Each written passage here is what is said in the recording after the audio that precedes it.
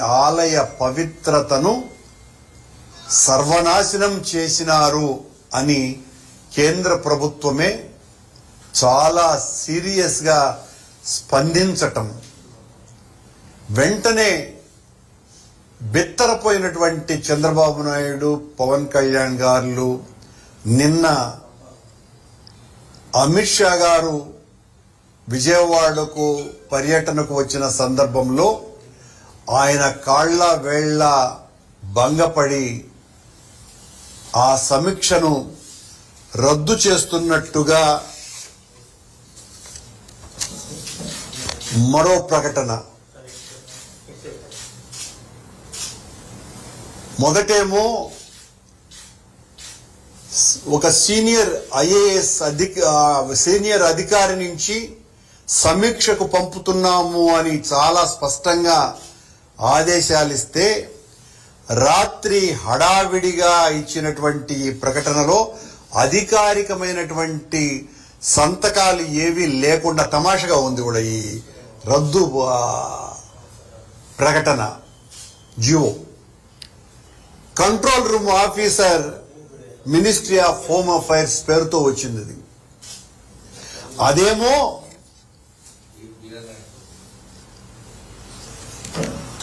Ashish V Gavai director disaster management division ministry of home affairs తో పలానా Sanjeev Kumar Jindal additional సెక్రటరీని disaster management నుంచి పంపుతున్నామోనని చాలా స్పష్టంగా పంపితే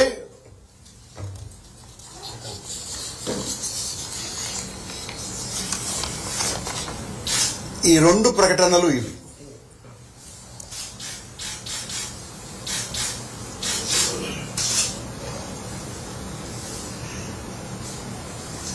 ఒకటి, కేంద్రం అనుమానంగా కొండ మీద జరుగుతున్న అపచారాలకు దుర్ఘటనలకి బాధ్యులైనటువంటి వాళ్ల మీద చర్యలు తీసుకోవాలా అన్నటువంటి ఒక స్పష్టమైనటువంటి సంక్రాంతి సందర్భంగా అంశంగా పరిగణించి వాళ్ళు ఓ అధికారిక సమావేశం ఏర్పాటు చేయాల్సిన అవసరం ఉంది అని 17వ తారీఖున ప్రకటించటము. దాని మీద వెంటనే నిన్న అమిత్ షా గారు రాగానే చంద్రబాబు గారు ఆయన్ను మక్కువ చేసుకుని వెంటనే నిన్న రాత్రి పొద్దుపోయిన తరువాత కంట్రోల్ రూమ్ ఆఫీస్ నుంచి ఈ రకమైనటువంటి ప్రకటన రావటం అంటే ఎంత భయపడ్డారు చంద్రబాబు గారు. మొట్టమొదటిసారి చరిత్రలో లేని విధంగా కేంద్రం తిరుమల వ్యవహారాల మీద జోక్యం చేసుకునే అంతగా ఈ దుర్ఘటనలు జరుగుతున్నాయి అని వాళ్ళు భావించటం. ఇదే కేంద్రం నుంచి సాక్షాత్తు ప్రైమ్ మినిస్టర్ సెక్రటరీ గారే నేను టీటీడీ చైర్మన్ గా ఉన్నప్పుడు ఆ రామాలయ ప్రారంభోత్సవం దినాన ఆనాటి రామాలయ నిర్వహణ కమిటీ, రామమందిర నిర్వహణ కమిటీ రాష్ట్రంలో కేవలం 2 ఆహ్వానం పలికింది. ఆ 2లో నేను కూడా ఒకడిని. నేను వెళ్ళటం కూడా జరిగింది. ఆ రోజున నాతో అంత పూర్వం ఉన్నటువంటి మోడీ గారి ప్రత్యేక కార్యదర్శి నాకు ఫోన్ చేసి, మా యువకు ఫోన్ చేసి, అంటే యువగా ఉన్నటువంటి ధర్మారెడ్డికి ఫోన్ చేసి, క్రౌడ్ మేనేజ్మెంట్ కు సంబంధించి మీరు అధికారులను పంపండి అని వాళ్ల విజ్ఞప్తి మేరకు మా అధికారులు ఇంజనీరింగ్ శాఖకు సంబంధించిన చీఫ్ ఇంజనీర్, అడ్వైజర్ ఇంజనీరింగ్ దీనికి సంబంధించిన ఆఫీసర్లు అందరూ కూడా దాదాపు 10 రోజుల పాటు క్రౌడ్ మేనేజ్మెంట్ కు సంబంధించి వాళ్లకు సలహాలు సూచనలు ఇచ్చి ఈ రోజున చాలా అత్యద్భుతంగా నిర్వహణ సాగటానికి టీటీడీ అధికారులు ఒక ప్రధానమైనటువంటి పాత్రను పోషించినారు.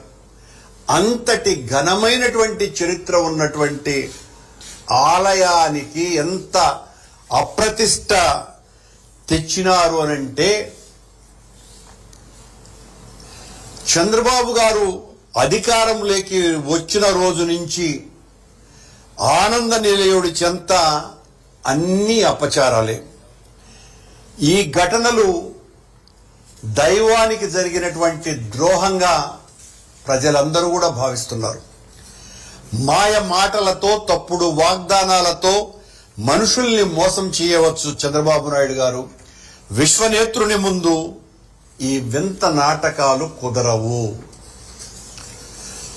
హైందవ ధార్మిక రాజధానిలో బ్రహ్మాండ నాయకుని చెంత శిశు మరణాల అంటే ఈ మధ్యనే ఒక వారం 10 రోజులు కూడా గాల కొండ మీద చౌల్ట్రీ నుంచి ఒక బాలుడు పడిపోయినాడు.